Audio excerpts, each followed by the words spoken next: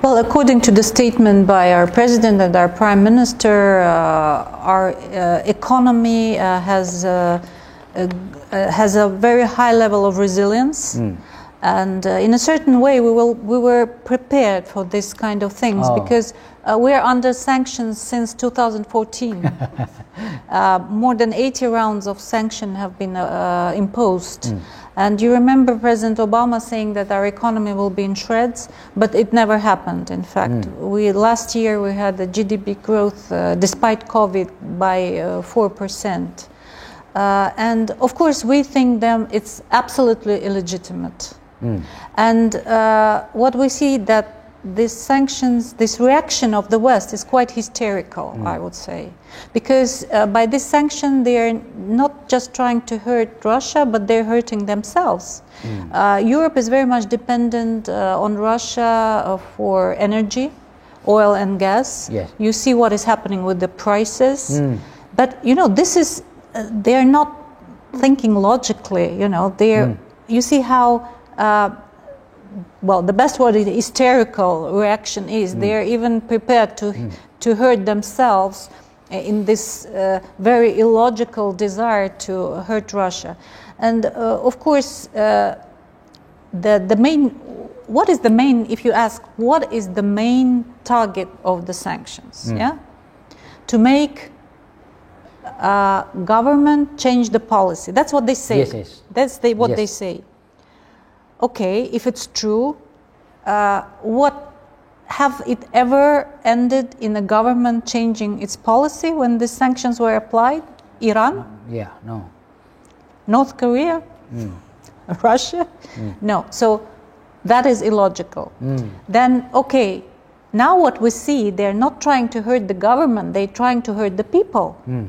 And not only, I mean, economically, but they are trying to prevent, for instance, our sportmen attending the Paralympics. So impaired people who've been training, they were trying to prevent them from attending the Paralympics. Where are the human rights, or preventing cultural contacts, or preventing human contacts? So if they're trying to hurt the people, that means they want the people to get angry and to topple the government? Is that the aim? Of course it will not happen, because as I told you, our people, big majority, they support the decision by President Putin. And at the end, if you look what happened after 2014, you know, first of all, our economy adapted. And even in some sense it gained, because before 2014, we were not sufficient in food products. For instance, we depended on the West for imports of food. After 2014 and the sanctions, we developed our agriculture sector. There were a lot of investment. The government had special programs to develop agriculture.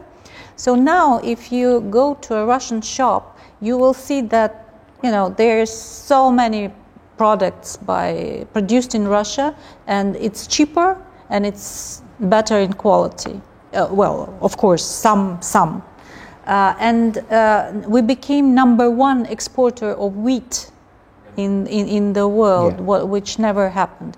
I'm not saying that the sanctions will not hurt. They will, of course, they will, and they will. But they will hurt not only Russia; they will hurt the global economy. Global economic. On the other hand, why is the West thinking that they are the whole world? They're not, because new centers of powers are emerging in the world. The world is becoming a multipolar place, and that's what the West don't agree with. They cannot recognize that it's happening.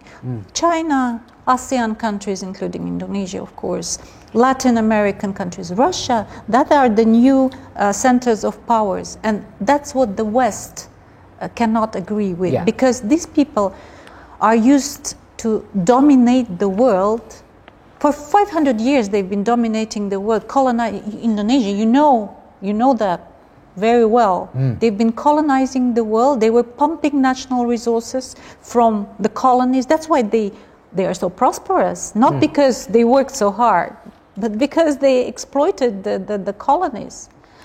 And now they are not prepared to lose and to let go this dominance. Yeah. That's why they are so hysterical, because the whole world set is changing now. Yes. Terima kasih sudah nonton. Jangan lupa like, subscribe, dan share ya.